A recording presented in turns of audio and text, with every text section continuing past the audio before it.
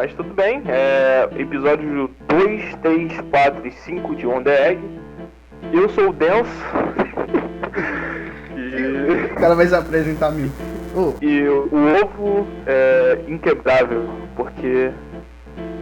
Nossa, que ovão gostoso, mano. Ovão denso. Vai... É presente, Delphi? Vamos ver aqui... Madoka Mágica se fosse protagonizado pela Emma de Neverland. Caralho, maluco, acho que ele planejou isso.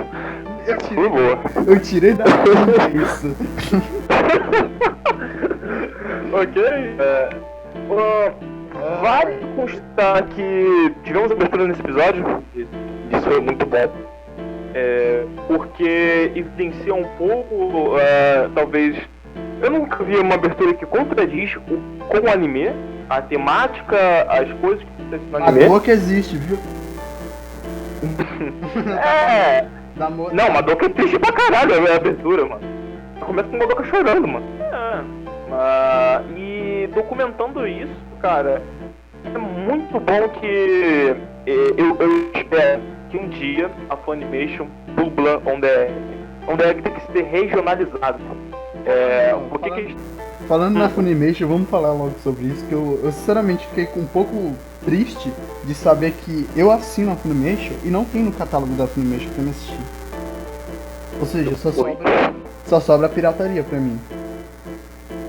Olha, eu uso pirataria não por essa escolha, mas não vamos entrar em detalhes aqui. Eu já vou começar com a imagem sendo destruída, né? Melhor não. Tá, então, vamos falar sobre anime. E eu acho muito interessante, de princípio, a Oto tentando ser mais proativa nas coisas. Já vemos uma mudança de personagem, que aquilo que teve no episódio 1 foi por conseguinte, que aconteceu no episódio 2. Na verdade, ao contrário, meu Deus, estou tudo errado. É porque no próprio episódio 1 já tem o crescimento. É porque. Pessoal, essa não é a primeira vez que a gente está discutindo o Under Egg, mas a gente já tinha falado sobre isso. Que no primeiro episódio já dá para analisar o crescimento da outra. Já dá pra ver que ela tem ela começa o episódio não querendo muito se relacionar, ela tá mais no estado Hikikomori dela. E no final do episódio ela já tenta uma conexão com outra personagem, que é até quando ela faz aquele gesto dos 2 dedinhos e tudo mais. É uma conexão. Aqui a gente já começa com um crescimento evidente dela e ela já tá botando isso em prática na vida dela. Que é ela tentando ferozmente conversar com a pessoa que não tá dando bola pra ela. E tem até um quadro legal que é a menina passa por essa parte de luz aqui e ela fica aqui nessa parte mais preta, dando a entender que as duas não estão tendo um diálogo, não estão concordando, estão diferentes, divergentes. É como se fosse o Yin e Yang, só que se diverge muito nos seus conceitos, mais ou menos. E isso é muito interessante porque vemos que talvez a outra não está se preparada. Não está se preparada para se abrir como a outra. Porque ela tem todo esse preparo emocional já no primeiro episódio, por visto que ela tentou mais buscar o outro por motivação que significa muito mais amiga dela. Não por um lado tão altruísta assim, mas ela deu um passo para si mesma. Ela tem uma motivação X que beneficia ela, né? Não dizendo que toda recompensa é assim, mas as pessoas se movem muito pelos próprios desejos e acabam confundindo atitudes falsas em ser interpretado como eu vou ter um lado altruísta para ser beneficiado. E já é colocado nossa estrutura social como pegando que pautas mais religiosas, se você fizer algo, Deus vai te ofertar coisas boas, né? Algo bom, nesse caso. E é interessante como isso também existe em outros casos, existe por definição própria, o conceito próprio de altruísmo. E é legal que tudo que eu estou citando agora foi questionado, assim como Eu No estou episódio questionando 5. pela própria outra. Não, acho que foi no próprio esse episódio aí que ela falou: você está fazendo isso por você mesma. Algo desse tipo. Tem mesmo diálogo, tinha esquecido. Eu tô tentando na minha mente agora, tipo, eu vi o On The Deck episódio 2, não, 2 dias, um dia, não lembro. Foi quando? Eu assisti hoje, eu tô esquecido. Porque eu assisti o 5. O 5 é exatamente o que tu tá falando. O 5 é, digamos, a catarse, entre aspas, desse pensamento aí. Que é quando todo o grupo vai discutir. Mas isso é mais pra frente, então por enquanto eu vou ficar só nessa parte toda. Tem mais alguma coisa pra comentar nesse âmbito? Ou... Óbvio. Primeiro... Oi? Pode continuar. Primeiro de tudo, que já imposto algumas premissas, como onde é que ele se embasa, ele se respalda em processos anteriores, que não são retirados do nada, uma grande motivação de uma personagem, um grande pensamento, uma conduta, tudo já estabelecido desde o começo. Por que você está ouvindo esse possível podcast? Você já deve ter notado no episódio 5, né? Já é mostrado bagulhos e nuances da personagem que foi apresentado no episódio 2. Eu esqueci o nome dela, me desculpe. Eu amo essa personagem, amo quase personagens que estão aí, mas eu lembro da outra porque é uma mais fácil de ser gravada. E já é colocado em pauta de maneira bem em segundo plano, então sim, mas já é posto no texto assim, e o episódio eles revelam aquilo da garota sendo apresentada. Mais? O nome dela? Eu não decorei o nome de ninguém exceto a outra. A outra não é melhor que as outras. Vale notar que ela é igualmente interessante, ou tem pessoas até mais interessantes que a outra. Isso é legal. Isso dá uma espécie de riqueza ao próprio elenco da cena. E apresentando isso de primeira vez, vemos que no episódio 5 já aprofundam essa questão toda da garota, que eu vou falar isso bem posteriormente. Mas é legal como ela implica essas motivações de que são egoístas. A gente questiona, será que ela está falando isso da outra fora? Será que algo humano realmente acontece de eu falar algo, mas na verdade o que eu faço, o que eu sou é completamente outra, né? Em meio de uma certa noção de autopreservação. Que até a próxima personagem que vai aparecer, a menina de cabelo rosinha, Exato. Ela vai reforçar mais ainda essa ideia de soa. Né? Rosinha? Aquela menina que tem a franjinha. Sim, é a loira que tem uma única mecha rosa. É interessante. E esse detalhe que acrescentam a personagem, esse design, character design que é relevante, é significativo, condiz muito da personagem. Bem, começando a personagem que foi apresentado no episódio 2 de início, é um traje mais tradicional, escolar, algo que não tem tantas camadas, talvez algo mais cinza, que realmente é um personagem com tonalidade de cinza, e percebemos isso na roupa dela, que ela passa tem muito preto.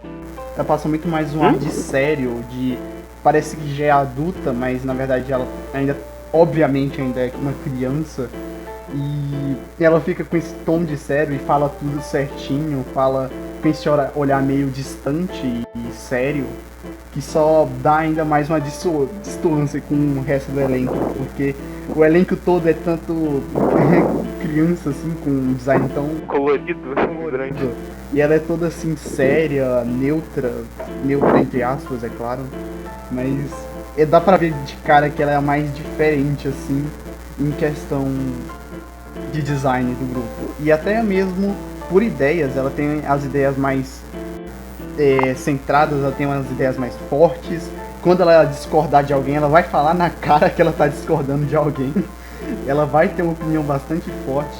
E isso vai ajudar ela a se destacar no grupo, assim como os outros personagens também se destacam bastante por cada individualidade. Até a outra mesmo tem um design bastante chamativo logo de cara, com esse amarelão dela. Exatamente. E isso também condiz com a personagem em questão de ela é o típico tradicional buscado pela não, o ideal, né, o padrão de garota tradicional japonesa que é estudos e tem uma visão de quem segue diretamente essa função. Mas eu acho que isso é pensado só pelo cara de design, talvez não seja tanto assim. Eu não foi influenciado muito que ela é garota estudiosa, mas ela parece bem perspicaz sobre algumas coisas. E é legal que um tag não apresenta personagens por estereótipos, possivelmente, mas... Nossa, isso é exatamente uma coisa que eu também ia falar. Em On The Egg não tem estereótipos, são pessoas ali que estranham. E quando tu coloca isso com outros personagens, tu consegue sentir ainda mais. Porque a Otto, ela é uma personagem que tem sim lá seus pesos, ela é uma hikikomori, uma pessoa que só fica em casa, mas ele não fica esfregando assim, olha como esse personagem é triste, olha só, ele só existe pra ser triste, olha só como ele é triste, ele é triste. Eu só tenho uma expressão facial.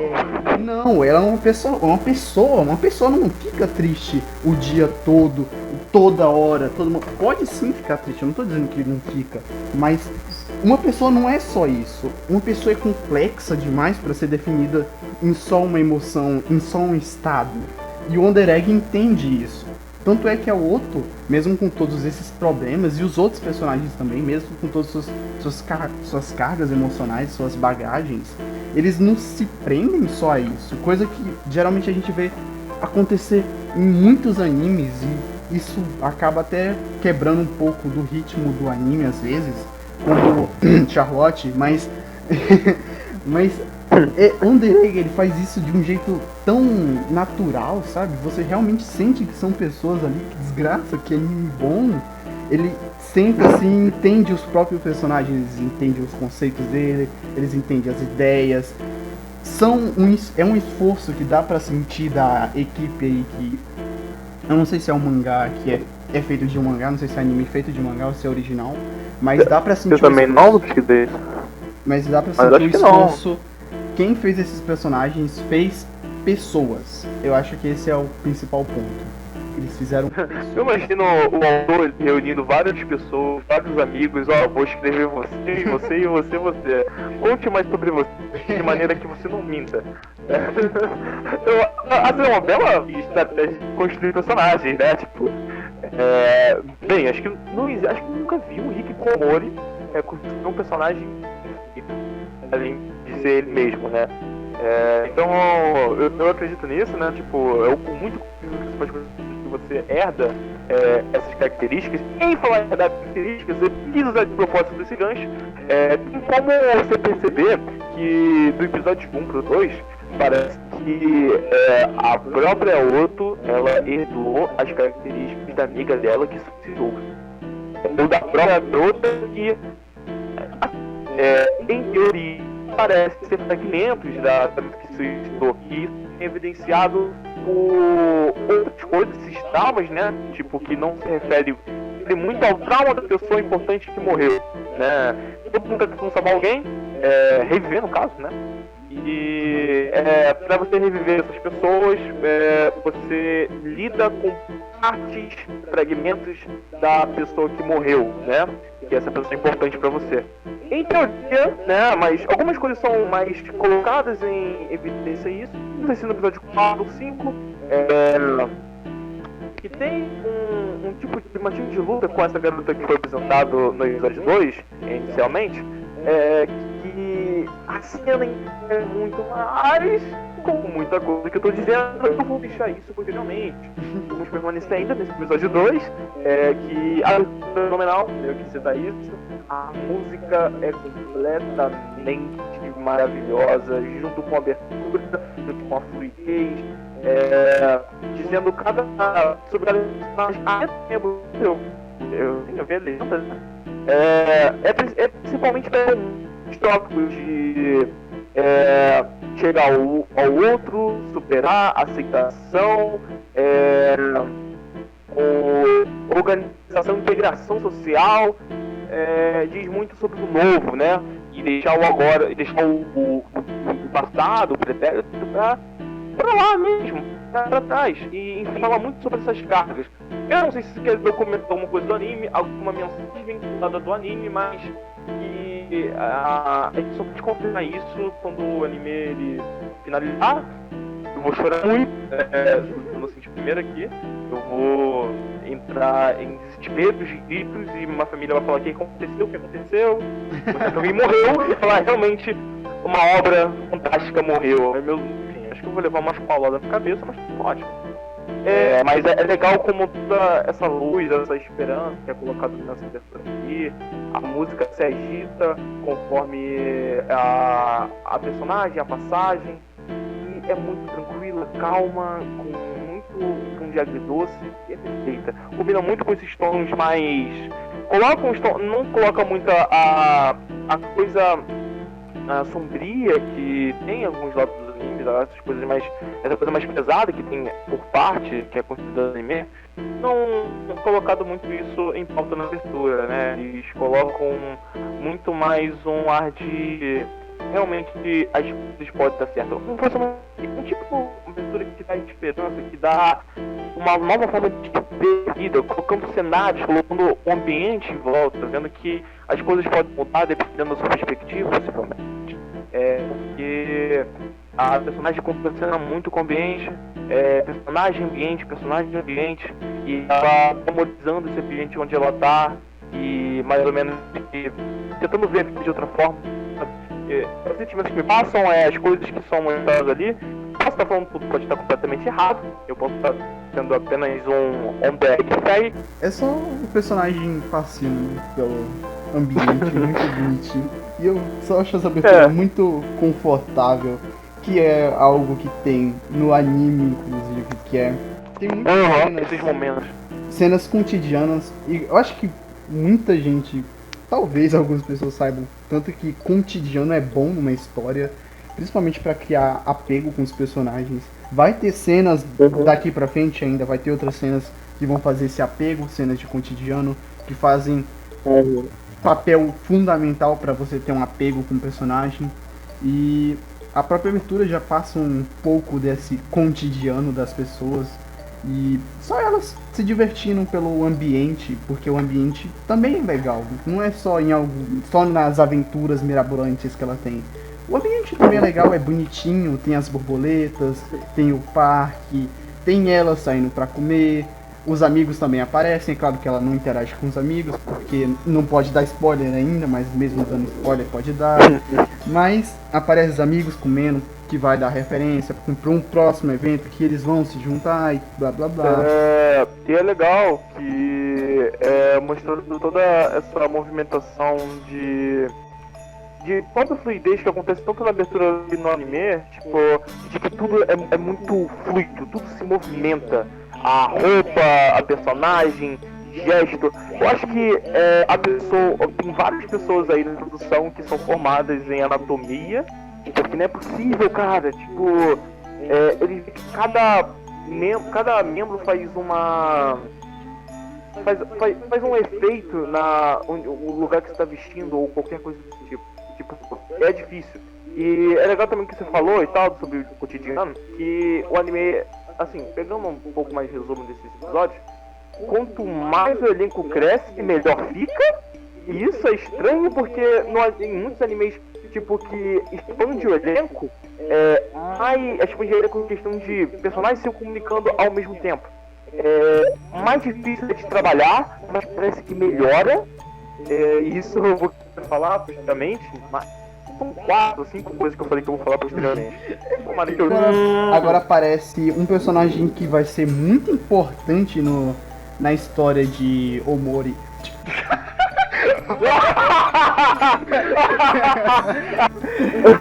De Onderegg, né?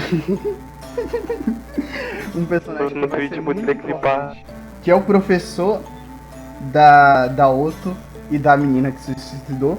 Ele é um personagem muito como é que misterioso. Acho que essa é a melhor palavra pra dizer. Ele é como se fosse o personagem dos primeiros episódios de Erase. Não no episódio 4 e 5, que já sabemos evidentemente quem é. Né? Pegando aqui como exemplo aqui, não vamos dar spoiler de Erase, mas quem viu sabe o que eu quero dizer. A gente vê muito esses tons de... a gente se pergunta primeiro, por que ele está fazendo isso? Função social como professor de apoiar uma aluna. Mas ele... Mas pra que exatamente? Será que ele tá fazendo só isso? Será que tem outro motivo? Será que ele nunca deixa nada muito claro. Será se ele quer pegar a mãe da Otto? A gente também pensa nisso. Será que eles estão saindo e tal? Aí depois a gente pensa, não, talvez não. Comer o bolo. Aí o bolo é gostoso, é verdade. Mas... a gente nunca sabe. É legal. É aquele tipo de personagem que vai te prender até o final do anime. E eu não falo isso com tanta certeza assim, mas se fosse pra eu chutar, eu diria que 80% de certeza disso acontecer. Eles vão segurar a informação dele até o último segundo. E provavelmente essa vai ser o plot twist que todo mundo tava esperando. Finalmente a gente descobriu. Eu acho que não, porque assim, cara, o ele faz isso com todas as coisas. Percebe isso? Tudo é muito misterioso, esse é o ponto. Tanto com o mundo, cara, ele é perfeito em criar esses tons de mistério, né? Que muitas vezes aí, não vou citar novamente ninguém, não sabe, gosto, tipo... Eu gosto de mistério. Só que o rolê...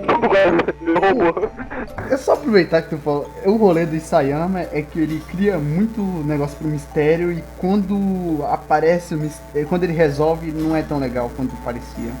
Mas voltando, a gente tem o personagem que é o professor e de primeira não parece que ele vai ser tão importante. Parece até que ele é só o padrasto, o otário, como sempre. Mas, na verdade, nem isso. Ele é um personagem muito estranho, misterioso. E ninguém entende muito bem pra onde ele vem, pra onde ele vai, o que ele quer fazer da vida, o que ele tá fazendo ali. Ele é um personagem que a palavra que define ele é mistério. E ele fala algumas palavras muito estranhas, com esse sorriso muito desconfortável. Não sei se é porque eu me sinto desconfortável vendo o sorriso dele, mas a aparição dele na cena deixa um tom mais pesado pra obra. Sempre que ele aparece, na maioria das vezes que ele aparece é com um tom meio mais sombrio da cena. Então acaba dando uma tensão muito maior no ar quando ele aparece. E o mistério só cresce ainda mais. Por que o anime tá dando tanta ênfase no aparecimento dele? E por que quando ele aparece pouco, tem alguma coisa de estranho aqui? E cada vez mais vai reforçando isso. E aqui... Eles sim também dão mais ou menos uma pista também pro professor isso, mas nada é concreto. É sempre muito duplo sentido, sabe? Pode ser, mas pode não ser também. É algo... pode ser isso, mas será que é isso mesmo? Não sei. Talvez seja outra coisa que esteja fora de contexto. E os personagens também questionam junto com a gente. É uma coisa boa que, assim, no Shingeki, que o Shingeki fazia no começo, era os personagens descobriam coisas, aprendiam algo, e a gente aprendia ao mesmo tempo que eles conviviam, conviver. No caso, a gente contracenava com esse personagem de maneira simultânea. E isso dava uma conexão muito legal. Assim, no começo de Shingeki, que não quero citar atualmente como é que ele vive em estado de óbito, mas é algo legal que também o DEG ele tem essa ideia de a gente talvez aprende o que esses personagens sabem, né? Além do mais, talvez nem seja tanto assim, porque a gente viu pelo passado, presente, isso é perfeito. Isso aliás, mérito da obra, né? Por saber contar uma história sem se atropelar no meio do caminho, contar uma história que se passa em duas linhas temporais diferentes, uma sendo o passado e a outra acontecendo, né? O presente, é claro.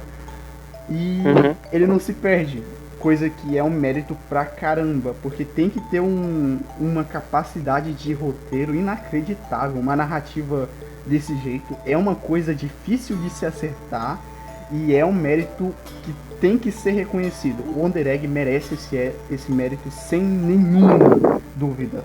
É uma coisa para poucos animes. Poucos mesmo. Os ganchos que são usados para intercalar são eficientes por própria simbologia que o anime cria, porque algo remete a um elemento que eles usam, aí foco do elemento, passado do elemento, as transições são sempre muito fluidas, amplia nosso entendimento do que está sendo recentemente e do que condiz sobre todo o contexto da cena, né? Que é fomentado essa ideia, nunca jogado do nada, nada do nada, e o passado, de certa forma, enriquece o contexto atual do que aquilo está sendo apresentado. Isso é difícil para um cacete. E mérito. E é legal. Isso. E mérito. É a palavra que define episódio 2, um drag, mérito. Mas e por algumas cenas aí, acho que tem uma coisa a falar e tal. A animação da cortina é muito bonita. Eu lembro de ter visto isso daqui no Twitter. Eu achei só muito bonita essa cena, porque ela é muito fluida e só reforça a animação do anime. É claro que tem alguns momentos, eu vou falar, inclusive no futuro, de algumas partes que eu não gostei muito da escolha de animação, mas eu vou falar mais pra frente. E aqui a gente quebra o ovo, a garota fica, nossa, eu não quero quebrar o ovo. Por quê? Bora aproveitar. Por que você acharia que a Otto não queria quebrar o ovo? Eu acho que isso foi mais ali do cómic, meu corpo, mas tipo, eu quero que isso exploda na minha cara e me assuste como a última vez. Que aconteceu isso. Aí depois ela saiu assim, ficou ali na porta, falou, tá, eu acho que eu vou poder abrir a porta quando o ovo acabar de explodir. Eu acho que foi um livro cômico mais essa cena, só que enfatizar mais isso. E algo interessante a falar sobre isso, momento, assim, com todo devido respeito, deixa eu só falar momento Léo Kitsune. Deixa eu só falar uma coisa bem rapidinho, só um negócio, detalhe. Tudo bem. Detalhe daquele rapidinho, é que ela parece o personagem que tinha aparecido. Tipo, ela age do mesmo jeito que a menina agiu. Ela puxa pelo cabelo e vem, sim. Por aqui, entra no armário. Exato. Ela fica repetindo o que ela aprendeu. Que é como eu disse no começo do personagem, caramba. Exato, isso só evidencia mais isso. Como o começo do episódio, ela tentando se aproximar mais, tentando ser mais proativa. E o episódio respaldando o que vai acontecer no próximo. É incrível, cara. Isso só evidencia mais isso. Mas momento que o Carlos. Vou chamar de Carlos? Pode ser. O Delphi, ele acabou interrompendo minha introdução. Momento Léo Kitsune. Então, vem aqui, de acordo com que podemos pegar aqui com informações sociais do Japão, né? Tem muito daquilo que, além de você deve se incluir em um grupo, e nesse grupo você tem que ser o melhor. Por até uma função de ser reconhecido e de enxergar valor na própria identidade com essa aceitação externa, né? O que acontece? Isso é posto no anime de maneira evidente que isso acaba fazendo muito mal aos próprios alunos, né? As próprias pessoas que participam desse esporte, até com o meio de aprender, se divertir, comunicar, acaba se tornando mais uma obrigação, mais uma função a ser cumprida. E isso é interessante, porque é colocado sempre os monstros, né? E é legal, você tá aqui um anime que você gosta. É como se fosse Monogatari. Monogatari é a manifestação de alguma coisa que está afetando o personagem psicologicamente, né? Remete a algum contexto disso, né? As assombrações são problemas psicológicos, só que imposto em simbologia, sabe? E isso que é feito realmente. E essas simbologias são apenas evidentes, né? Eu diria, mantém meio subjetividade, que é colocado bem evidente. Você tem que fazer isso, você tem que ser o suficiente, seja a melhor. Tudo levando mais a isso, mas não de maneira grande maniqueísmo, isso, não um tipo assim, é bem real, porque eu acho que dá liberdade deles serem um pouco mais, até maniqueísta, até tipo mais colocar assombrações e monstros como reais, porque é na perspectiva dessa personagem, é na perspectiva dessa pessoa que foi chocada do ovo, é na perspectiva do ovo. O ovo vê essas assombrações, esses monstros que assolam a própria condição psicológica dela, e de forma completamente monstruosa, e completamente de forma maniqueísta até esses monstros. E dá completamente o direito de dizer assim, a liberdade narrativa tá aí. E é até legal, porque as interações são muito bem feitas e polidas e tal. É um personagem tentando falar com o outro, mas de maneira que a ligação dos diálogos, a conexão entre essas falas faça sentido, faça um respaldo, faça algum tipo de o ligamento que a gente pode ligar à nossa própria vida real, e a gente fala, pô, eu viria esse diálogo em algum lugar. Essa iniciação de puxa de conversa. O que remete até ao que tu tinha falado mais cedo, que é... Será se eles colocaram pessoas reais pra poder fazer esse anime? Será se eles chegaram assim com o papel e falou, o contexto é o seguinte, tem uma garota que o professor tá pegando muito no teu pé e tu não gosta disso. O que tu conversaria com uma pessoa que tu acabou de conhecer? Ela começa falando que ela não é tão boa no que ela faz, que ela não tem tanta determinação. Já vai criando um subjetivo que ela tem um tipo de complexo de inferioridade, que vai ser o tema que vai ser tratado logo em seguida. O diálogo, mesmo que parecendo casual, já vai construindo essa ideia. Você já fala, essa pessoa ela não parece ter uma autoestima tão grande. E logo em seguida o anime já confirma isso. Sabe, são pitadas assim que você já sabe o que pode estar por vir. Você tem uma ideia. E quando acontece, não é uma coisa que, nossa, tirou da bunda isso. Não, é uma coisa natural, porque já tinha construído isso antes. Mérito. Sim, completamente, tipo, é muito bem aplicado essas questões.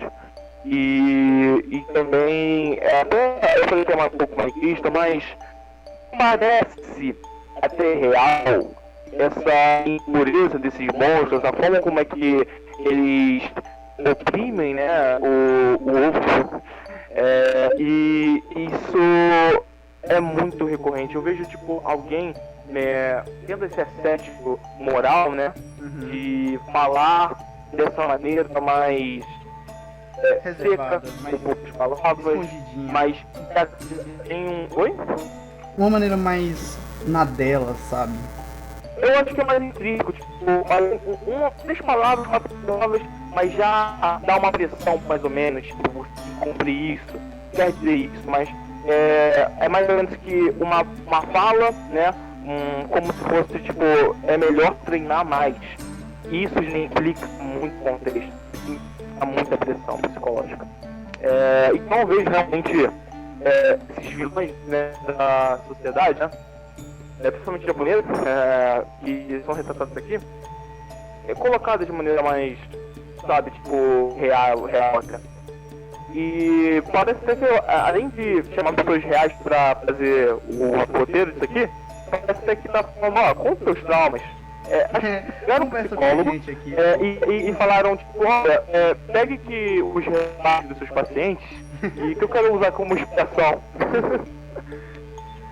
Isso é muito bom, cara. Muito bom. E quer algo ressaltar? Eu só tenho um ponto aqui, bem minúsculo de novo, que é que ela morre com um tapa. Porque ela pode estar no Isekai dos sonhos, mas ela não adquiriu nenhum poder. Ela simplesmente tá lutando aí. Ela tomou um tapa e caiu duro, porque ela não tem nenhum preparo físico pra isso. E aí tem o sonho dela, sonho entre aspas, né? Lembrança do passado, que é ela tendo uma conversa com a garota que se matou.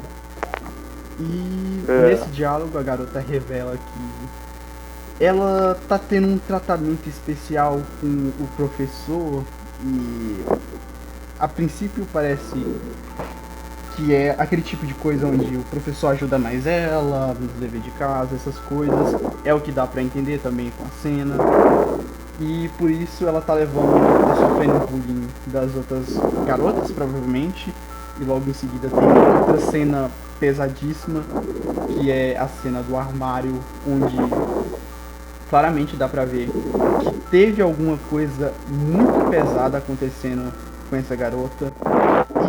E ela tinha pedido pra outro filmar isso.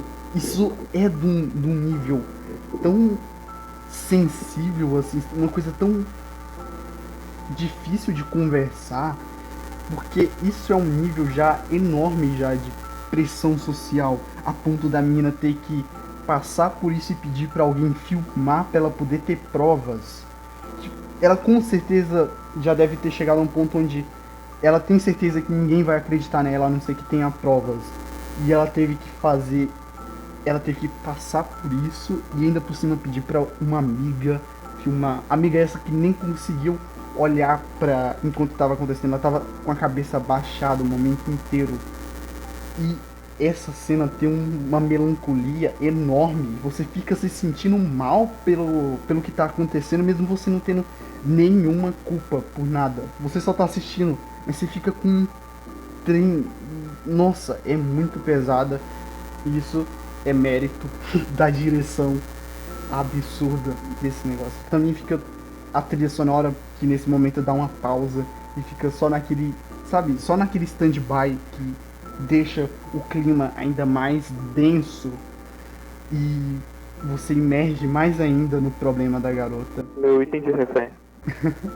E ela acorda e sai cambaleando enquanto fica se repetindo pra si mesma uma frase que ela gostaria de ter dito. E enquanto ela vai arrumando coragens pra poder enfrentar o inimigo, que claramente é muito mais forte do que ela. Exatamente. E eu gosto também que esse acontecimento todo, essa revelação, o contexto do que está acontecendo, Professor. o próprio trauma do ovo, isso. Isso. Esse ovo parece uma representação de uma parte, não completamente igual, mas de uma parte da personagem a outra que morreu, né? Eu acho que muito na perspectiva, por exemplo, da Otto, né? Sobre a garota que morreu, esqueci o nome. A garota. Vê muito. Amiga Isso, dela. a garota. Amiga dela. Isso, amiga. Vê muito mais sobre uma perspectiva dela, do subconsciente dela, e essa manifestação é causada através desse ovo. Esse ovo é como se fosse uma forma dela fazer essa redenção, né? Porque ela não teve essa proatividade, ela não teve essa função de tentar buscar não, Ajudar. tomar coragem, essa coragem toda. Isso, a palavra exata é coragem mesmo. Ela não teve a coragem de ajudar a amiga quando ela viu a amiga sendo abusada, Violentada. na escola. E é isso que é a terapia do ovo, deste ovo em específico. É a luta dela pra arrumar coragem e enfrentar o próprio medo, o receio dela. Receio esse que pode ser discutido de várias formas.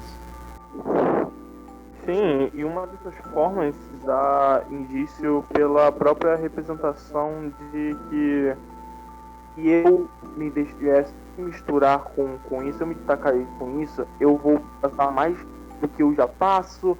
Eu sempre fui ensinada pra mim mesmo, né? Sempre fui orquestrada a me isolar, a ficar entre mim, a ficar na minha própria zona assim de conforto.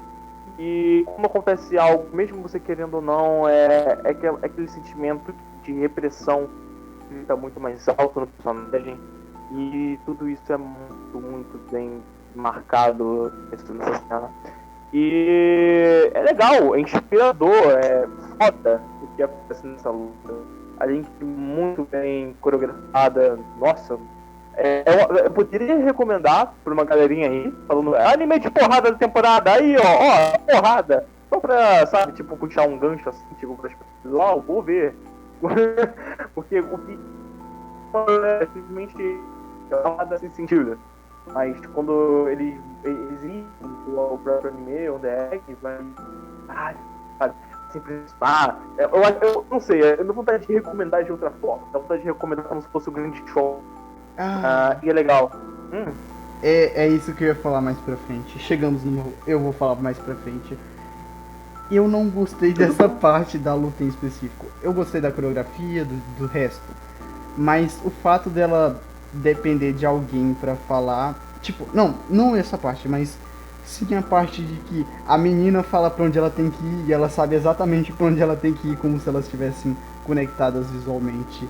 Lembra um pouco daquela luta do Subaru que tem na primeira temporada de Re:Zero.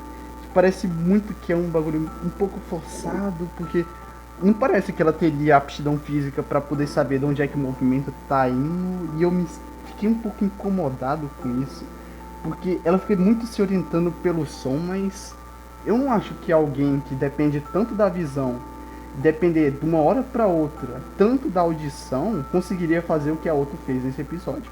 Eu acho um pouco incoerente, mas mesmo assim é algo que dá pra... como é que fala? Dá pra ignorar, porque todo o resto é muito bom. A animação é linda nesse episódio, como todos os outros. E a mensagem que está sendo passada de que um tem que dar a mão pro outro e os dois têm que seguir andando juntos. Tanto isso porque ela usa o laço da garota para poder superar esse problema, e ela também usa o outro apretexto que ela já tinha. Então a mensagem do todo acaba superando esse detalhe minúsculo de erro. Esse erro pra mim, é claro, que acaba que o saldo final é muito positivo, mesmo com esse deslize que eu não gostei muito. Salientando e discordando da sua ideia, primeiro eu vou salientar, mais ou menos que o coletivo é mais poderoso do que o indivíduo, né?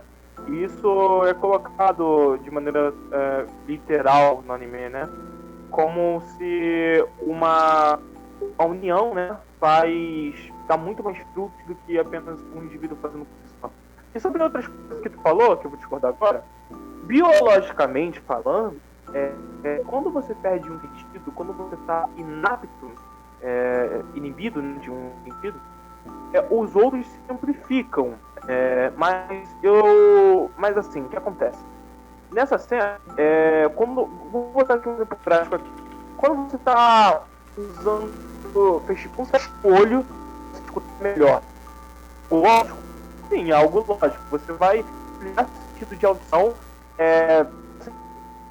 inibindo seu sentido de vida. Quanto mais sentidos que você utilizar, outros vão ser beneficiados, né? Então tem toda essa questão que é bem colocada e tal. Pode ser um pouco exagerado? Caralho! Como ela consegue corresponder tão facilmente assim? Porra! Com coordenação motora. Não sei. Eu acho que não. O exagero, né? Eu acho que vem muito... Exagero no caso, não tanto assim como é que você diz. Vem muito mais porque é um sonho e você acaba coreografando mais movimentos, sendo mais livre, né? Esse surrealismo que é colocado todo nessa categoria do sonho. E você tá além das suas capacidades, né? Tipo, e uma força, uma aptidão física muito melhor do que você tinha antes. E sim, é coerente você ampliar um outro sentido quando você acaba selando um. E então eu discordo com você por argumentos científicos. Ficou melhor do que eu pensava. Muito bom. Mas ainda não conseguiu me convencer. Mas como eu já disse, ainda assim é positivo. Eu não desgostei nem nada assim. Eu ainda assim gosto muito dessa cena. A mensagem não é atrapalhada por causa disso. Então, por isso, continua um saldo positivo. Já que a mensagem não perde o peso, não tem problema. E depois ela dá a mãozinha, bonitinho, e a garota some e tem um corte pro hospital que é uma coisa que a gente não tinha falado, mas a garota ela comprou vários ovos. Eu não lembro onde é que tem isso, mas ela tinha comprado vários ovos. É alguma coisa que eu não consigo entender qual que era a mensagem que eles queriam passar, mas... Dos ovos? É, porque a garota ela comprou um bocado de ovos lá no comecinho. É porque a gente ficou falando tanto que a gente nem percebeu essa parte, mas eu lembro que ela comprou vários ovos.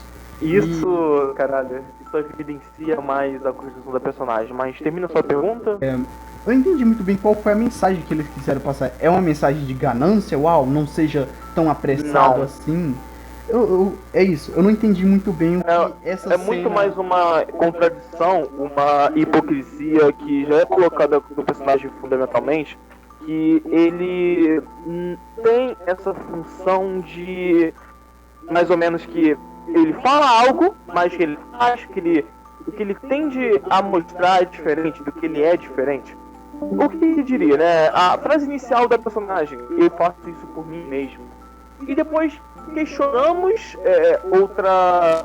Assim, sabemos que no episódio 5, realmente, eu acho que é muito mais sobre si, mas para causar essa contradição, para causar essa nuance toda, é colocado como ela comprando muitos ovos, desesperada para realizar esse renascimento, de viver esse personagem, né? E é colocado isso de maneira até subentendida no segundo plano, e vemos o desespero em contradição do que ela disse. Mais ou menos essa dissonância, né? No próprio personagem, não é uma incoerência, e sim algo humano, né? A gente nunca vai falar sobre nossos feitos, ou a gente vai mais avaliar o que a gente faz, e a verdade que a gente coloca pra gente pra não sair como alguém deplorável, alguém desgostante para nós mesmos, enfim, essa mentira toda que criamos, né? E é colocado como ela estivesse desesperada, assim, para fazer esse renascimento. Então, tudo isso salienta mais essa mensagem, né? Tipo, ela se prejudicou pra caralho, porque ela lutou pra cacete, ela lutou com esses monstros em exaustidão, né? E isso acabou afligindo a saúde dela, né? Ela arriscou mais sua vida pra acontecer isso o mais rápido possível, esse desejo dessa. Explicou? Ou tem algo mais filosófico a falar? Eu acho que pra mim já tá bom. E vamos passar então para as considerações finais. Eu só vou falar uma última coisa antes disso. O que eu ia falar é que o laço é uma arma. Eu anotei isso daqui porque o laço delas é uma arma. É um trocadilho tão besta, mas o laço entre elas é uma arma muito poderosa contra a opressão.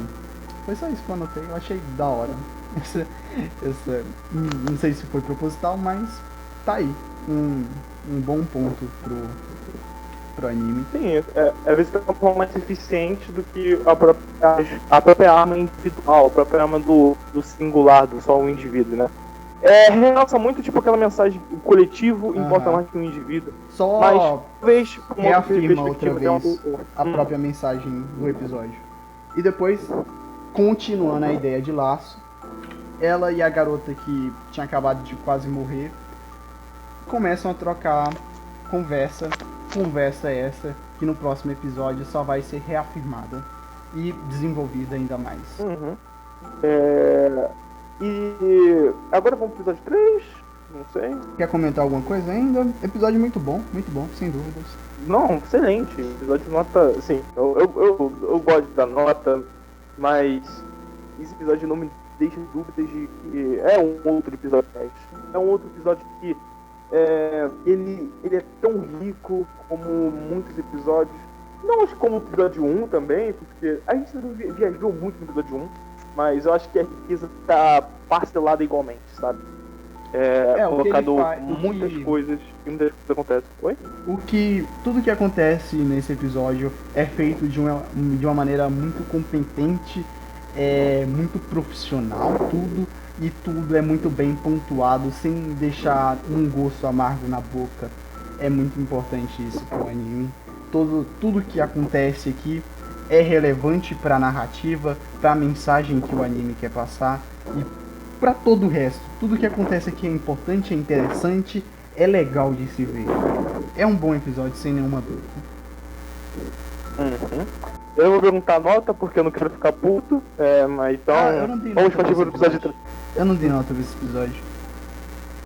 Tudo bem, você quer deixar no final, né? O cara, você quer ser um misterioso, você quer ser um propósito da vida, né?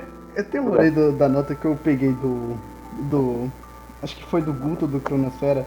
Que se eu falasse a nota, parece que eu ia estar invalidando todo o texto que eu acabei de dizer, não tem? Tô ligado. Eu ia resumir tudo isso em um número. Eu não quero fazer isso. Às vezes eu faço, Eu não é um concordo com caso. essa parte aí. Mas é legal ajudar a nota pra você enfatizar e não resumir, sabe? Tipo, Nível de a nota só aproveitamento do conclui. anime. Oi? Nível de aproveitamento do anime.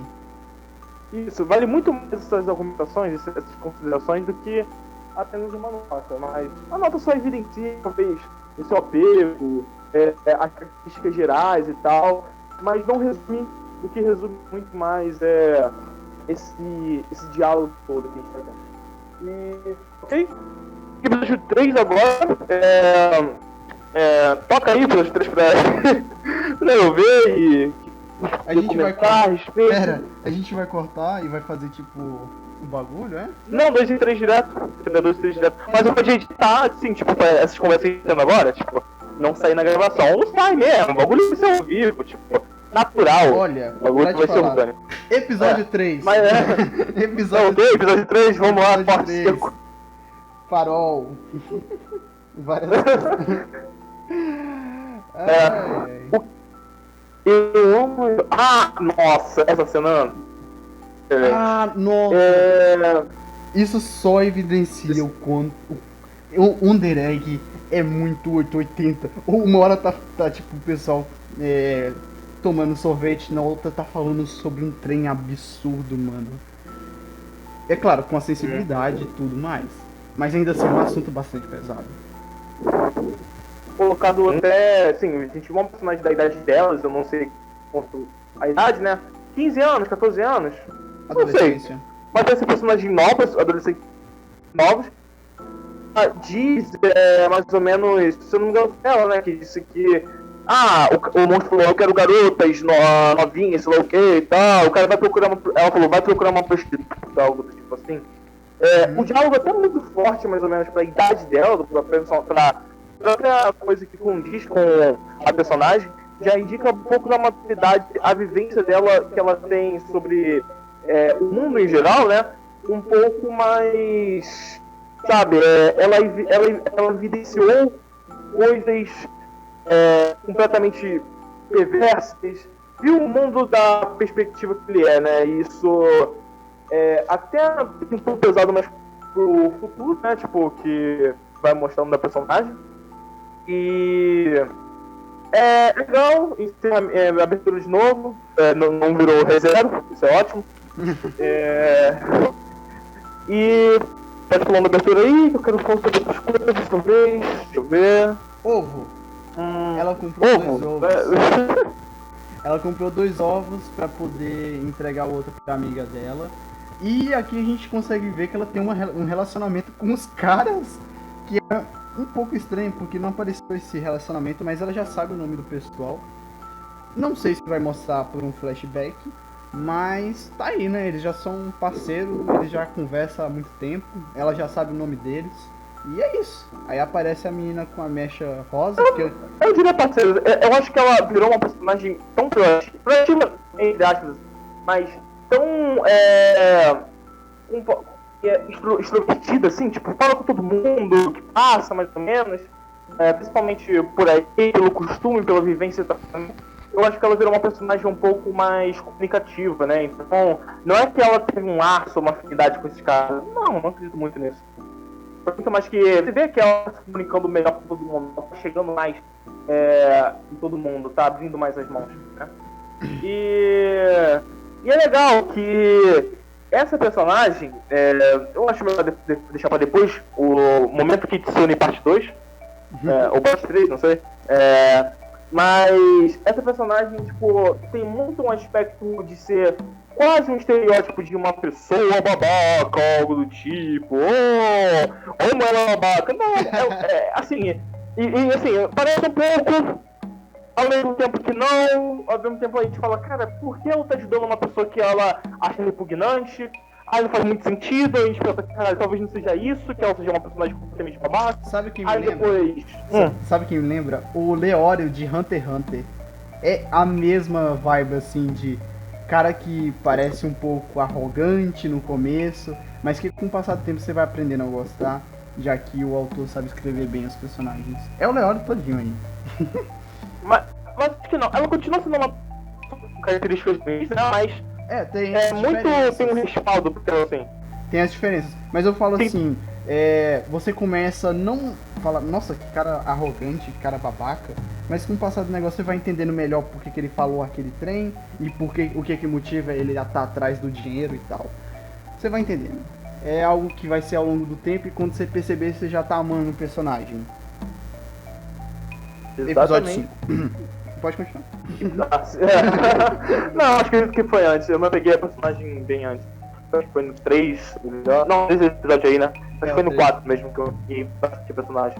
Mas eu já vi no 11 dela nesse episódio. Eu peguei no 5. 5? 5. Ó. Então, né? A gente vai chegar nessa... O 5 é o que se você não pegou até agora você pega. É quando ele bota no 80 e chama. Excelente. Ela acaba seguindo. Ela é mais baixinha que a menina. Ela acaba seguindo a outra pra casa. E ela vai dar calote na menina pro resto do anime. Mais ou menos, né? A outra já sabe que ela não vai pagar de volta, né? A gente vê alguns conceitos muito mais, um pouco maniqueístas, entre aspas, assim, mas a gente pensa, cara, essa personagem não é assim porque vamos pensar de princípio. Já temos que ela é assim porque as pessoas dizem para ela fica assim. Por quê? Tem uma cena que fala que garotas bonitas não precisam pagar as coisas que vão pagar para elas. Meu pai me disse isso, sei lá o que. A gente, cara, ela já tem uma criação completamente soberba, né? Assim, tipo, e antiética, assim, já de vez de casa, né? Tipo, tudo mais o sistema que aplica na pessoa. Ela não é mal porque ela é mal. Não é mal, não. Ela não é babaca porque é babaca, né? E assim, já vemos esses motivos assim no subtexto, a gente fala, caralho, realmente tem algumas influências externas que fazem ela assim, né? Porque um personagem, uma pessoa tão excêntrica assim, não nasce do nada. Tem que ter toda a influência, tanto externa quanto interna, que no caso é os pais. Que nesse caso não foram os pais exemplares, não. Aquele cara que fala tipo, a sociedade, o homem nasce limpo, a sociedade o corrompe. Eu esqueci o nome do cara, porque tem uma citação filosófica aqui, só que temos também uma discordância entre as outras duas garotas que, mano, eu vou ter que pegar uma anime list aqui, não tem jeito. Eu tenho que falar o nome dela, senão completamente, tipo, eu tô diminuindo as garotas, né? Tipo, não falando o nome delas e só saber o nome da outra. Parece que a outra é mais especial, mas todas são tão boas e bem escritas quanto a outra. Deixa eu colocar aqui. Se você quiser falar sobre alguma coisa aí, por enquanto que eu pesquiso. A personagem, ela interagindo com a menina é muito da hora, porque a menina é total... Assim, se fosse colocar num comparador, a garota de mechas rosas é totalmente diferente da garota meio cinza. Até visualmente, é claro. Você consegue sentir uma distância. E quando você coloca as duas pra interagir, é algo bem interessante. E é uma sacada boa do criador ter feito logo essa personagem específica. Que é quando a outra ainda tá se conectando com a garota mais séria. E a conexão acaba sendo feita por meio da garota de mecha rosa. Já que... Ok, vamos parar de falar da garota de mecha rosa. O nome dela é Rika. Acho que Rika é melhor. E o nome da garota de cinza é Neiro. Rika e Neiro. É fácil de gravar. E a própria Rika, né, ela a comunicação entre a Erika e a Neiro já cria uma dissonância, já cria um choque assim, muito tipo em uma discordância mais comportamental, né? Tipo, além de que já evidencia um pouco que a Neiro, né, é uma pessoa que já tem muito dessa coisa de eu não culpo sua cara porque você fiz isso, um pouco maleável, né? Tipo, eu não tenho papas da língua, sei lá o quê. Mas eu acho que muito menos isso. Tipo, ela fala pouco, mas se ela tiver pra falar, ela fala. Se ela tiver que mostrar incômodo, ela mostra, assim. É uma pessoa que não tem esse bloqueio, né? Tipo, mano, ela seria um excelente personagem de BBB. Eu só falo isso. E, nossa, é uma porrada muito forte lá. E ela segue já a vemos menina. que também. Ela não para de seguir a menina. Isso é um pouco preocupante. Não para de seguir ela. É um pouco preocupante se fosse na vida real. Sorte que é no anime. Por favor, não façam isso com seus amigos. Não fiquem seguindo eles em segredo. Perseguição errada. Isso é uma coisa um pouco errada. Não entre na casa dos outros sem ser convidado, por favor. Isso é chamado de invasão domiciliar. Isso dá cadeia. Isso é uma coisa legal de se olhar nas obras. Por favor, não seja como a Rika. Hashtag Rika sendo cancelada. Primeiro cancelamento que é nesse podcast, excelente. No primeiro vídeo. Ela tá tentando mais ou menos que chegar de maneira invasiva, né? De maneira soberba, porque já disse um pouco para esse personagem. Essa posição de superioridade que ela se enxerga por essas características físicas, ela levar isso como se fosse algo relevante, né? E ela não quer ser questionada, a outra questiona ela, né? Com base na aparência que você critica as pessoas, ela falou que sim, resposta seca. Mas não é muito bem isso, ela talvez não goste desse jeito que ela é, mas ela é assim. É mostrado como se esse jeito invasivo dela é que ela se tem no direito do que outras pessoas, né? E é colocado muito. Ou até mesmo seja porque, de certa forma, esse jeito acabou dando certo. Já que ela tem toda uma carreira de onde fãs pagam a vida dela. Então, sim, de certa forma, acaba que ela é recompensada por agir desse jeito. Não tem um tapa na cara assim pra você. Se liga, você tá sendo meu babaca. E, na verdade, o que acontece é o contrário. Ela sempre é recompensada. Sim, todos os catarse passam a mão. Isso. E quando tem, é logo uma coisa muito pesada, que é a fã dela, que acontece o que acontece. Sim, a gente pegar esse ponto ainda. É legal porque, tipo, parece que ela, além de ser colocada num ponto de superioridade, algum tipo de pilar, assim, que as pessoas que mesmo colocam ela, influências externas sendo aplicadas, né? É legal ressaltar isso, porque a vida como ela levou de idol é uma coisa que eu não vou pegar, acho que não vai ser um momento Léo Kitsune, né? É um momento, não sei, momento Léo Kitsune. O que acontece? Essa personagem, ela mostra e faz alegoria muito a idolatração e utilização de idols lá no Japão, né? Uma indústria completamente corruptível, né? Nociva, né? A palavra certa, nociva. A própria idol, né? E os próprios fãs, né? Porque essa exploração mútua, né, cria vários problemas sociais e psicológicos de fanatismo, né? Até no final do episódio, acho que no momento onde que ocorre o conflito, né, dos sonhos, é colocado aquelas garotas que se mataram por causa que a fã morreu. Que a ídolo morreu, sabe? Também tinha sido suicídio. Exato, eu fui chocado com isso. Ele choca sem pretensão, mais ou menos, tipo. Mas ele choca com contexto. Porque, cara, já vemos a personagem que. A gente não foi evidenciado que ela era uma idol, né? Até aí, não sei. Não tinha nada. Até uma certa parte. Isso, não tinha nada até aí. Dá pra subentender porque ela fala que tinha uma fã que pagava os trem pra ela. Mas isso é só isso que o diálogo dá. apesar que do diálogo mais animado das próprias fãs, né, aquela coisa muito caricata até, é colocado em segundo plano não, é colocado no mesmo plano que a Rika, ela diz que elas são fãs fanáticas e tal, mas aí do público idol, é isso que acontece, né? É como se ela tivesse habituada, cansada com todo esse sistema, né? E, cara, é um problemático no Japão, porque exploram muito da questão física e psicológica da idol, né? Onde que ela diz aí que anterior, acho que dá pra estar na tela aí, que você tá permitindo. Passa a mão na coxa esqueci o nome. Outro. Ela passa a mão na coxa da outra e fala: você daria uma bela de uma dançarina.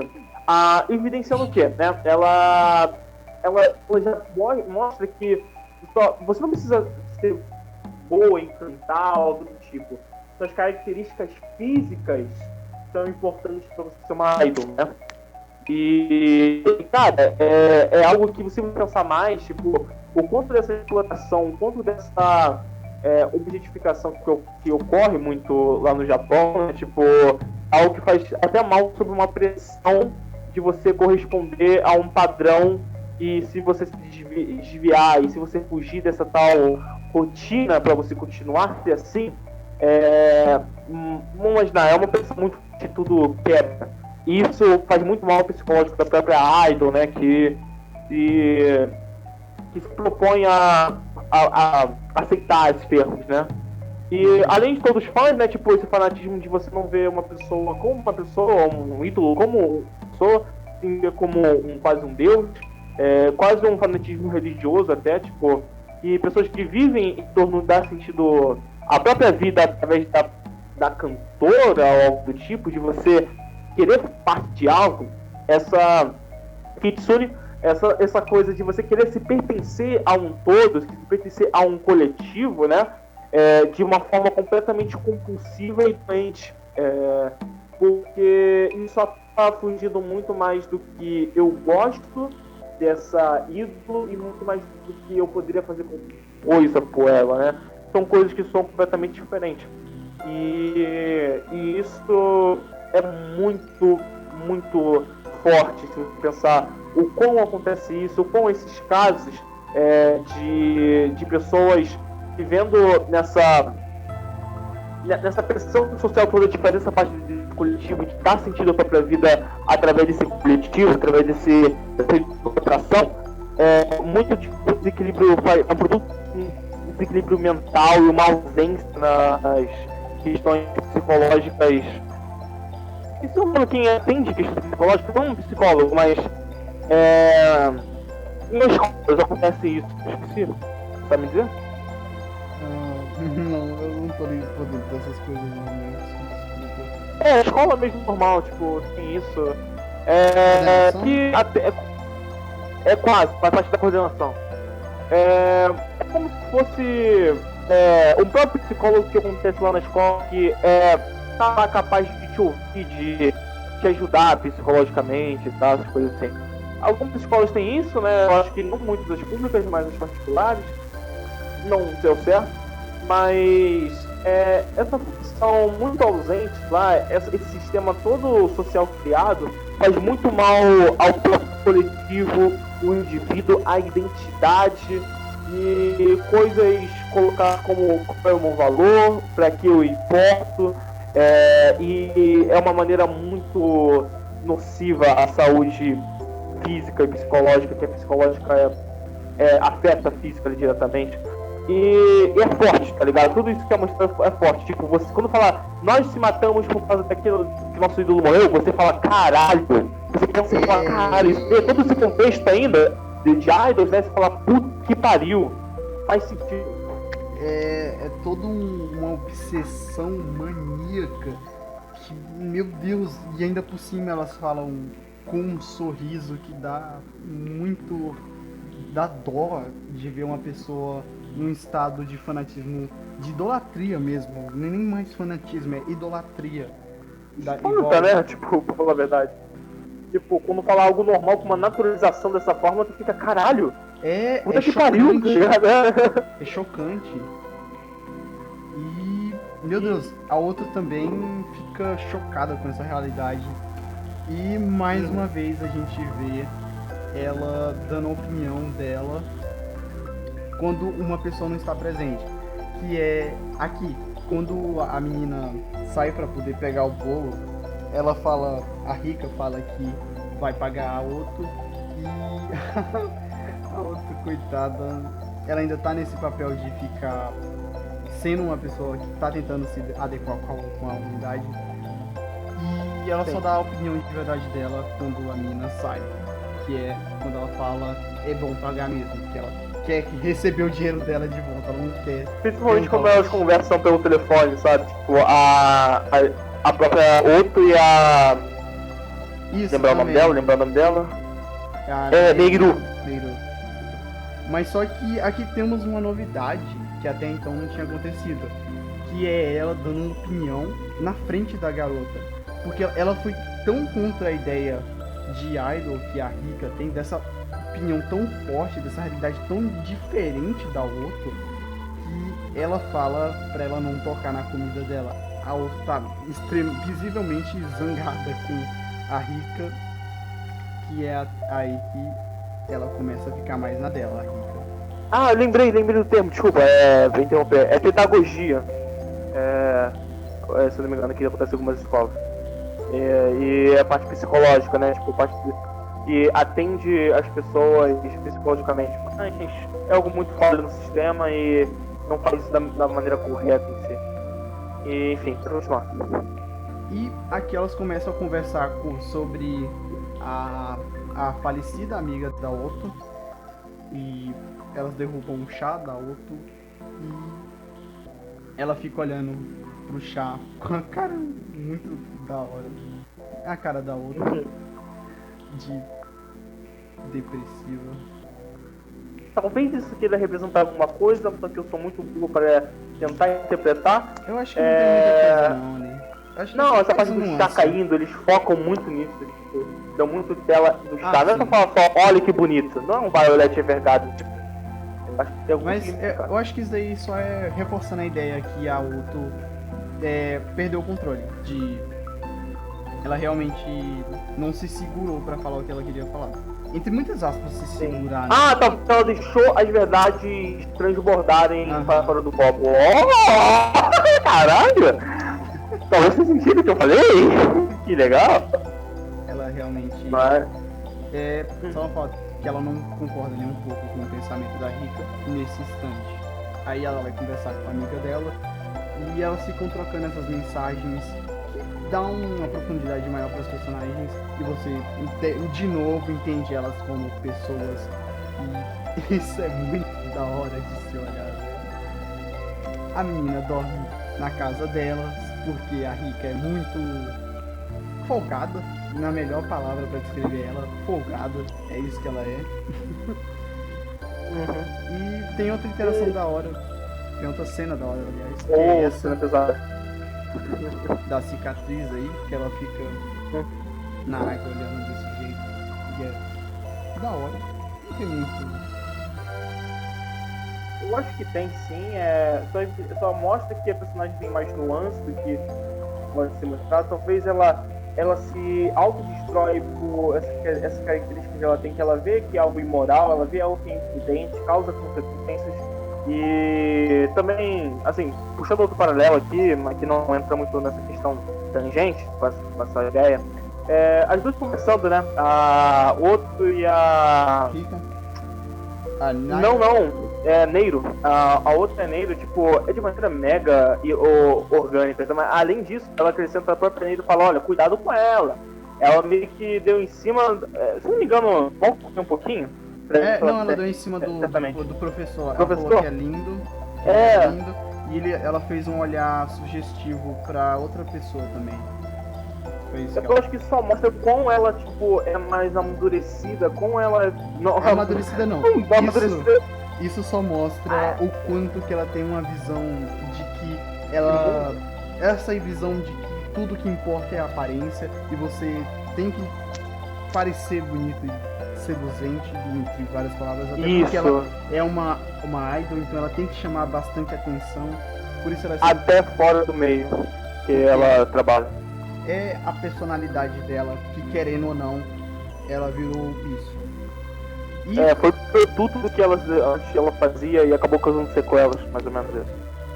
E como se não bastasse todos esses temas pesados acontecendo de fundo, porque agora vem a cena do professor, que é a Otto vindo alegremente, com toda a inocência da Otto, de antigamente, é claro, no passado, e ela vem e olha pra uma cena muito estranha de se olhar quando você é uma criança. E Sim, isso pode sugerir muita coisa. E ainda tem esse olhar do professor, que o olhar dele é muito estranho, é muito... Sabe? É porque toda a cena é feita de uma maneira pra te deixar desconfortável. O jeito que ela se aproxima do professor, como o professor acolhe ela, eu vou escolher falar que ele tá acolhendo ela, porque eu sinceramente não quero pensar que seja outra coisa. Quer dizer muita coisa talvez. Eu cheguei essa moral do professor, sabe? Eu cheguei a cogitar na possibilidade desse professor ser o pai dela, mas ao mesmo tempo não é muito uma possibilidade, porque no próximo episódio, se eu não me engano, já vai quebrar isso daí. É uma relação muito estranha entre ele e ela. É uma coisa que eu realmente quero que não seja o que pareça. Eu quero realmente que seja algo mais diferente do que geralmente vem. Se o Wonder Egg for trabalhar isso, eu acredito que vai ser um trabalho bem feito, porque o Wonder Egg sabe trabalhar isso de uma maneira boa. Porém, ainda assim é uma coisa muito sensível de se mexer, sabe? Ainda mais porque tem suicídio e tudo outras coisas que vão ser descanjadas aí. Então uma coisa... Ele sabe fazer sobre essas coisas, eu acho que ele só vai evidenciar o porquê do professor. Esses pontos de cinza, né, vão se tornar um pouco mais claros posteriormente. É muito claro que o professor tem um olhar mais ou menos de essa empresa, talvez essa sombra, né, esse lado mais... até perverso, né, mas sem fazer carinha de vilão genérico, de Saô, aquela risadinha maligna, não precisa disso. Foco no olhar um pouco vazio, um pouco que apático, né? E como eu tava dizendo, né, que ela... acho que foi isso só depois do episódio aí, mais ou menos. Vamos falar um pouquinho, né? A preferência que o professor estava dando para ela ali está achando provavelmente da pressão social que ela sofre dentro do negócio do professor. Não sabemos o que vai acontecer. Não sabemos o que pode... Eu sei, mas eu quero falar no episódio 5 e isso vai ser no próximo podcast. Mas... na verdade, isso é muito o que o anime dá pra entender. Ainda não dá pra ter uma certeza, assim, porque ainda não foi apresentado. Mas é o que dá pra entender. É o que dá pra entender o que o anime parece estar querendo dizer. E também por toda a reação do conjunto inteiro. A Otto mesmo fica assustada. Ela sai correndo imediatamente, nem cogita escutar o que está acontecendo lá. Talvez por isso venha dar depois um choque diferente. E na mesma hora que ela olha, ela trava, ele olha pra ela, e no momento que ele olha pra ela, ela já fecha a porta, sai correndo, ofegante e provavelmente assustadíssima por talvez entender ou talvez não entender nada, e tem um corte. Que é pra... Eu acho que ela se recusa a entender, se recusa a saber disso, mais ou menos. Porque ela já evidencia, tipo... já mostrado no flashback do episódio 4 ou 5, se não me engano, que ela vê... enfim... cenas coisa do futuro, mais ou menos que... os diálogos mais próximos do professor com a garota que se suicidou, isso é o nome dela, mas a gente vê esses diálogos, assim, tipo, sendo mostrados, que parece que eles são próximos demais, enfim, coisas que eu quero mais trabalhar isso no episódio 4, eu acho, né, ou 5. Até eles dão muita mais brecha pra gente falar sobre isso, diálogo dos personagens, essas coisas assim. E é interessante mostrar essa parte que do corte, né? Já citou isso, mas tem alguns momentos antes mostra o corte do banheiro. Eu vi um frame específico, mas antes do problema mesmo do banheiro, aparece esses cortes já. Então, continuidade de cena, acertaram.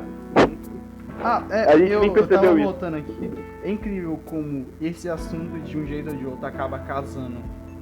Porque tem elas falando sobre quando que a garota, a Rika, no caso, a garota de mecha rosa, fica seduzindo, né? Olhando de uma forma sugestiva para as outras pessoas. E logo em seguida a gente tem essa cena estranha. Então é uma sequência que o anime parece estar querendo contar algo. É o que dá pra entender, mas ainda não dá pra afirmar com toda certeza, porque pode acontecer mais coisa, pode ser revelado mais coisa. Por enquanto não dá pra afirmar nada de muita certeza. E logo em seguida a gente tem a apresentação de um novo conceito, que é se duas pessoas dormem próximas, e essas são sonhadoras, eu vou colocar como sonhadoras, elas têm o mesmo sonho, no caso da pessoa que tem mais... Portadores do ovo, eu gostaria. E o universo, né, de cada sonhador é interessante. O da Otto é a escola. A menina, a Idol, é esse campo vazio, e posteriormente os outros também. Todos eles, o que todos eles têm em comum é que até agora os personagens que morreram, no caso a Otto, a amiga dela se suicidou na escola. Provavelmente a garota Idol deve ter se suicidado num campo vasto desse jeito. Ou não foi campo vasto, foi... Como é que foi a morte dela mesmo? Foi por... ela não comeu anemia. Isso, anemia. Então talvez a vastidão, porque ela realmente ficou sem nada no corpo, sem nenhum nutriente. Então a vastidão talvez represente isso. Depois vai ter... E as flores representam a glamorização que ela fez com esse ato, né? A própria garota que se matou, tipo, como se fosse algo bonito ou leal a ser feito, né? Tipo, se minha idol ela quer isso, eu irei fazer. E vastidão com essa glamorização, no caso. Né? Tipo, na perspectiva da garota que se matou. E logo depois também vai ter mais personagens. Tem um personagem que foi no trem, e também dá a entender que é no trem, uma estação de trem. Tem vários personagens. Sim. E o local dos sonhos remete à pessoa que eles perderam. E é legal a gente ficar viajando nesse outro mundo, porque a gente conhece um pouco mais do personagem. Coisa isso que vai acontecer no próximo episódio bastante, com muita frequência, de a gente ficar entrando mais no íntimo do personagem. Exatamente. É excelente o episódio sucessor, né? Porque eu tinha citado que eles trabalham tipo um meio episódio, um personagem e o outro ao mesmo tempo, simultaneamente, e apresenta um personagem de maneira excelente e desenvolve as personagens, que é a Rika e a outra, né? Então os personagens sendo trabalhados ao mesmo tempo, e eles conseguem fazer isso. Eu falei, caralho. Enfim, coisas que vou entrar mais em detalhes, né? Vou abrir mais esse corpo gigante, episódio 4. E o choque tá aí, né? Tipo, e é mostrado essa forma de ela se negar, né? É legal, porque a transição de cena, voltando um pouquinho mais, mostra ela gestos que são sugestivos ao professor, algo do tipo, né? E corta pra cena dela se cortando, como a parte que ela acha que eu não gosto, a parte que ela detesta, né? A automutilação representa a própria... a própria autonegação, né? Qual que é essa parte que você tá falando, de corte? A parte da conversa entre a Neiro e a Otto, e depois Rika no banheiro, a cena de banho que presta. E logo após tem a cena do professor e do coisa. sabe, uma coisa vai fazendo tendência a outra, né? E você percebe que nada dos cortes é completamente seco do nada. É tipo uma coisa ligando minimamente a outra, ou a temática sendo contida, né? Tipo, dentro de uma estrutura que é muito bem segmentada. Mano, isso é excelente. Só mostra quão perfeito. Eita, é perfeito assim. Quão perfeito é a segmentação de cenas de One Direct. Eu acho uma narrativa bem competente e tem mérito. Pra caralho. E eu acho que a gente falou dessa parte mais pra frente, sobre a planetização, essas questões todas aí. E um pouco mais pra frente. Ah, legal falar que a arma da Rika é um estilete. O que isso quer dizer? Madoka. Não. Também. Sabe o que isso quer dizer? Sim, eu sei. Ela se cortou, exatamente. Coisas que simbolizam o próprio sofrimento, a própria. Algo que perturba essas personagens, né? Tipo, formas dela se tratar, entre aspas, né? Tipo, como elas se castigam. E, mano, eu não sei o que também representa isso ali, a mão borboleta? Representa ali, tipo, na mão da outra? Não, talvez queira dizer alguma coisa, essas armas talvez queira dizer mais do que apenas como eu disse, um character design significativo. Armas que faz sentido ao personagem ter isso. Eu já comentei mais cedo sobre o laço, né? Pensando um pouco, talvez a caneta, porque é uma caneta de 4 cores. Talvez a caneta só pode representar emoções, 4 facetas de emoções. Pode representar a forma lírica, porque caneta remete geralmente à escrita, né? Escrita é uma escola. Escrita.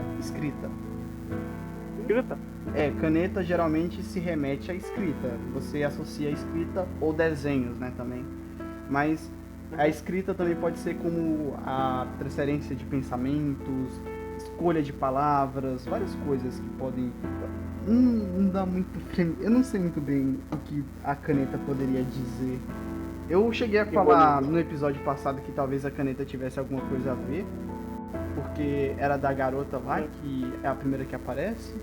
Mas naquele episódio não dava pra tirar muita coisa, e agora, tu falando sobre estilete, eu lembrei disso.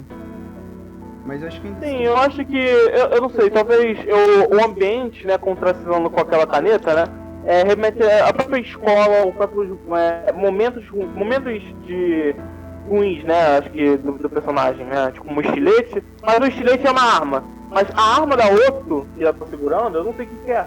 É uma borboleta? Não, é uma caneta mesmo. É uma caneta? É uma caneta. Como... elementos que lembram coisas ruins.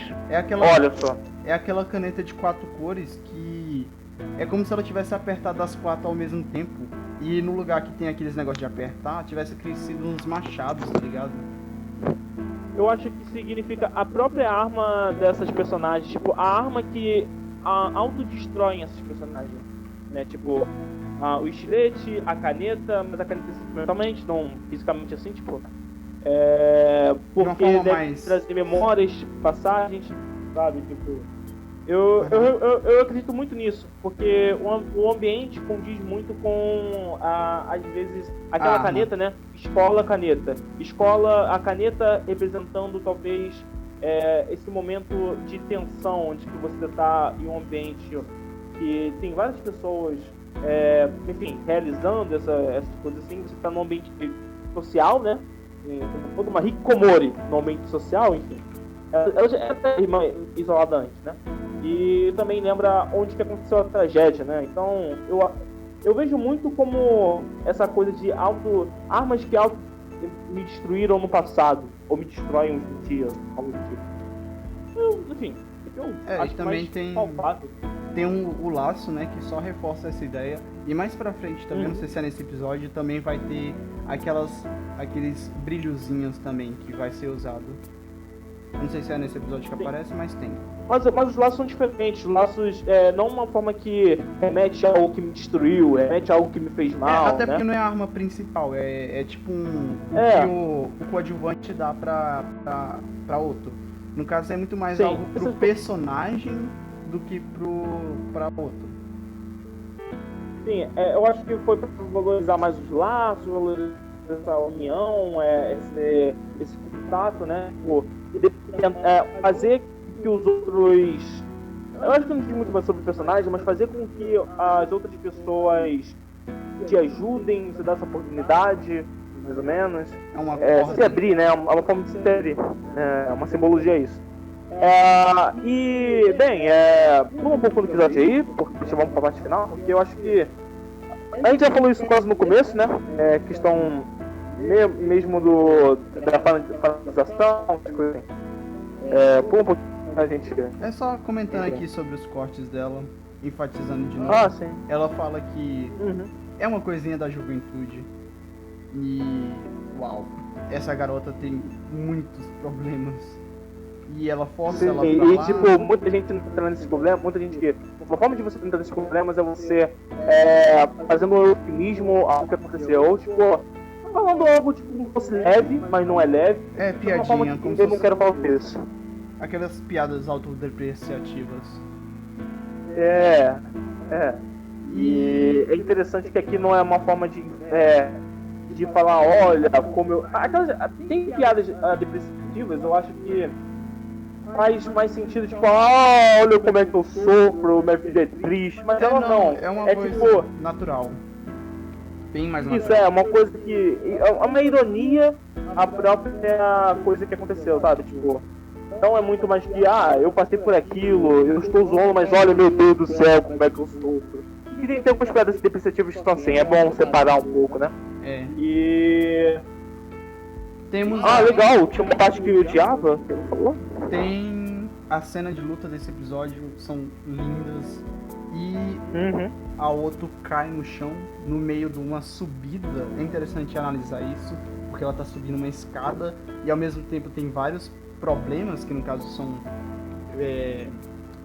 personificados por aqueles anões, e quando ela cai ela lembra da amiga dela.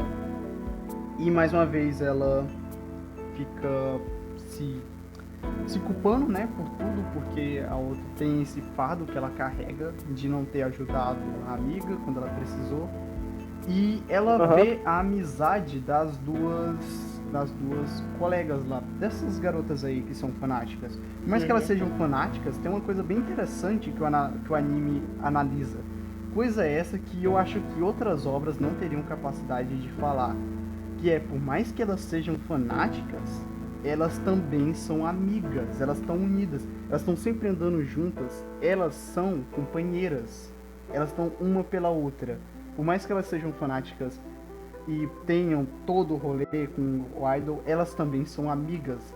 E a Otto analisa essa amizade delas e isso dá forças para a Otto subir, porque ela vê a amizade das duas e se sente talvez motivada, e por isso essa cena é tão bonita, não só pela animação, que é espetacular, mas pela Otto, por toda a carga da Otto e por ela querer ajudar essas duas amigas. Nossa, que cena bonita, linda, charmosa e tudo de catártica, mano, é libertador, mano. A Otto subindo as escadas e indo em direção à amizade. E é claro também. Exato, tipo, apesar dessas diferenças que uma ou outra se discordam, né? Ela mais ou menos que, independente disso, ela viu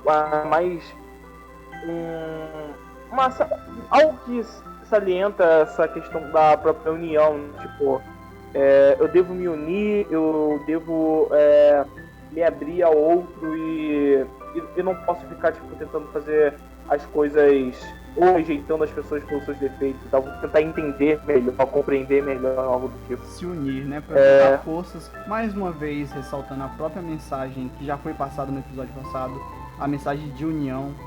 Aqui as duas guerreiras dessa vez, as sonhadoras, se unem para poder enfrentar um inimigo maior, vendo o companheirismo das duas. É muito bonitinho essa cena, toda a mensagem é muito bonita e em nenhum momento ela se perde mérito. E mesmo tipo, acontecendo a batalha, você ainda tem um contexto pesado, tipo, do que aconteceu anteriormente. Você vendo anime, você sente ainda um clima pesado, independente do que tá rolando na tela às vezes, sabe? Tipo, o sentimento permanece, né? Tipo, mais ou menos o que ele quer causar, o que ele quer impactar, ele impacta, ele faz o impacto. Ele sabe. Parafraseando, impacto, tá ligado? E uma coisa que talvez seja consequência de eu ter lido o mangá de Madoka hoje. Tem uma curiosidade, o episódio que... Spoilers, desculpem, spoilers pra quem ainda não assistiu Madoka. Pule aí uns 30 segundos. Aqui a gente tem uma coisa de Madoka que o episódio 3 de Madoka é a morte da Mami. E no episódio 3 de Wonder Egg não a morte, mas de primeira parece que a garota morreu, porque a gente não entende muito bem se nesse universo tem morte ou não. Então o que fica a entender é que houve uma perda de um membro da equipe. E esse impacto, logo após uma união repentina, é algo que te choca assim, mesmo tu ainda nem tendo pegado direito com a Rika, mesmo tu ainda não tendo gostado dela. É legal ver isso, porque por mais que tu não goste dela, tu sente a perca que ela faz, porque a Oto precisa da Rika para poder sair dessa dificuldade. E uau, que jeito bom de fechar um terceiro episódio. Sim, apesar que, olha, eu acho que não evidencia muito, tipo, ela morreu ou algo tipo uma tragédia, porque seria mais uma perda. Apesar dessa cena, no episódio 1, foi falado que, olha, se você não perder a cabeça, se você for decapitado, você não morre, você é praticamente imortal nesse mundo, né? E algo que falou de novo no episódio 4, né? E o episódio 1 já foi citado. E se esse conhecimento em vista, né? A cena é forte, por causa que as duas mais ou menos estão sendo separadas, algo do tipo, ou algo trágico pode acontecer. É por isso mais que a cena tem um peso. Porque você sabe que a Oto precisa da garota pra poder. É por isso que tem um peso maior, porque tem aquele negócio de perca da equipe. Então acaba sendo uma cena forte, uma cena boa pra terminar o episódio, uma cena que dá gatilho pra continuar pro próximo na mesma hora.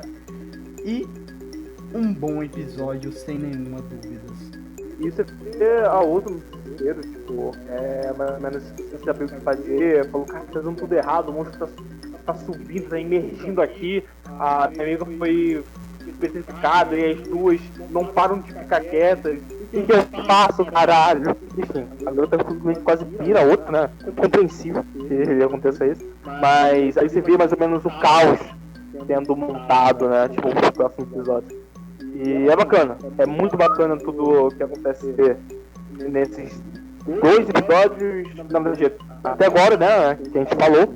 O episódio 1 a gente não falou porque a gente, enfim, não gravou. A gente é do conto, a gente não fala do episódio 1. A regra é, nunca falaremos do episódio 1, sempre do 2 em diante.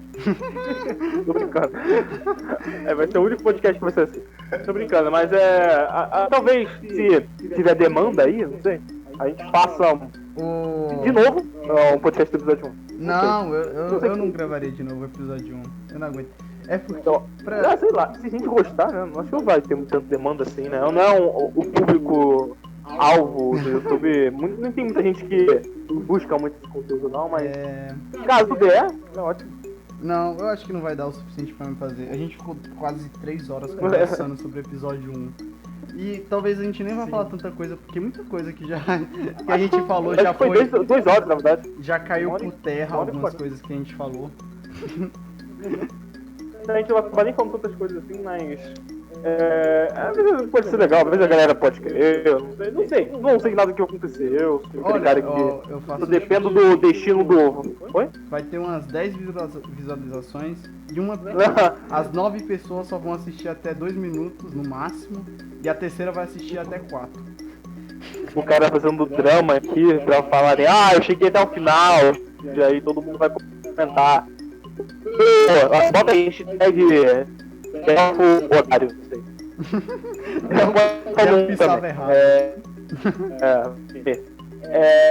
Muito obrigado por você.